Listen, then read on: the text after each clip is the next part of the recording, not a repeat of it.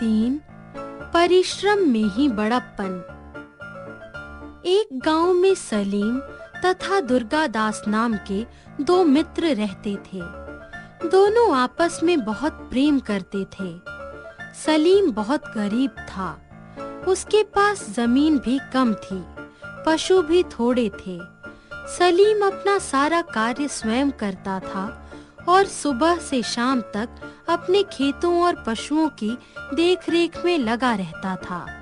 परिणाम स्वरूप सलीम के पशु हृष्ट-पुष्ट थे, ज्यादा दूध देते थे तथा खेती भी अच्छी होती थी। इसके विपरीत दुर्गादास एक संपन्न किसान था। उसके पास जमीन जायदाद भी अधिक थी। उसने घर में कई पशु पाल रखे थे, किंतु उसका सारा कार्य नौकरों के सहारे ही होता था। परिणाम स्वरूप उसकी खेती अच्छी नहीं होती थी तथा पशु भी अधिक दूध नहीं देते थे। फलतः उसकी आमदनी बहुत कम होती थी। कुछ दिनों बाद सलीम धीरे-धीरे बड़ा किसान और अमीर बन गया। दूसरी तरफ दुर्गादास एक गरीब किसान के रूप में परिणत हो गया। एक दिन दुर्गादास सलीम के घर आया और सलीम को अपनी बदहाली का किस्सा सुनाकर रोने लगा। सलीम को अपने मित्र दुर्गादास पर दया आ गई। उसने सोचा कि दुर्गादास के आलसीपन के कारण ही उसकी यह दुर्दशा है। उसने दुर्गादास से कहा, मित्र, तुम्हारी विपत्ति देखकर मुझे बड़ा दुख हो रहा है। तुम्हारी परेशानी को दूर करने का एक सरल उपाय मैं जानता हूँ। दुर्गादास ने कहा, मित्र, कृपा करके वह उपाय मुझे बता दो, मैं उसे अवश्य करूँगा। सलीम ने कहा, सब पक्षियों के जागने से पहले ही मानसरोवर में रहने वाला एक सफेद हंस धरती पर आता है और दोपहर दिन चढ़े वापस लौट जाता है, किंतु यह पता नहीं वह कब आएगा। जो उसके दर्शन एक बार कर लेता है, उसके पास किसी चीज की कमी नहीं रहती। दुर्गादास ने कहा, मैं निश्चय ही उस हंस के दर्शन करूंगा और प्रत्येक दिन सूर्योदय से पूर्व खेत में जाऊंगा। दुर्गादास दूसरे दिन बड़े सवेरे उठा और हंस की खोज में अपने खेत में गया।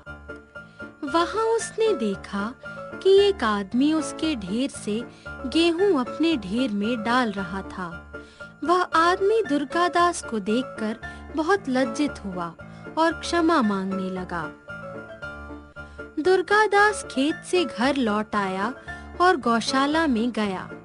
वहां का रखवाला गाय का दूध दूहकर अपनी स्त्री के लोटे में डाल रहा था। दुर्गादास ने उसे डांटा।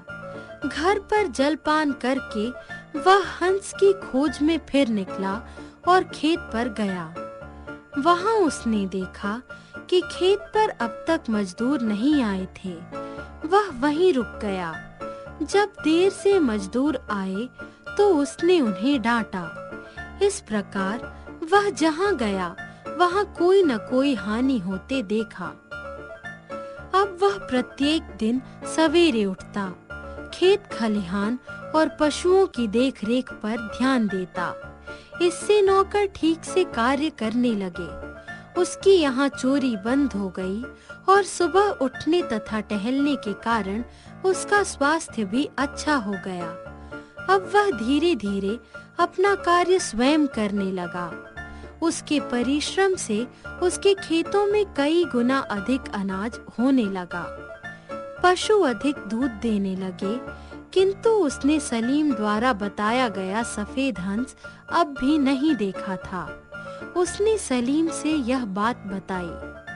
सलीम मुस्कुराया। वह बोला, परिश्रम ही वह सफेद हंस है। तुम परिश्रम करो, फिर अपनी पुरानी सुदृढ़ आर्थिक स्थिति में वापस चले जाओगे और सुखमय जीवन बिताओगे। सच है कि परिश्रम का कोई विकल्प नहीं है। जो परिश्रम करता है, लक्ष्मी भी उसी के घर निवास करती है। जो आलसी होता है, लक्ष्मी उसके घर से दूर चली जाती है। शिक्षा। परिश्रम से कार्य की सिद्धि होती है, मनोरथ से नहीं। ठीक उसी प्रकार जैसे सोते हुए सिंह के मुख में मृग स्वयं नहीं जाता,